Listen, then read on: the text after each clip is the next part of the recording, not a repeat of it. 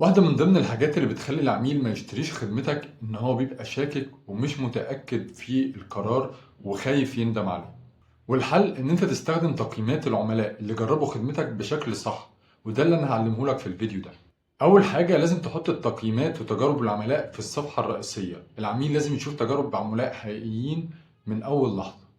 تاني حاجة تضيف صور وفيديوهات جنب الكول تو أكشن، سواء كان قرار الشراء أو كان قرار للتواصل معاك. تالت مكان هي صفحة الدفع.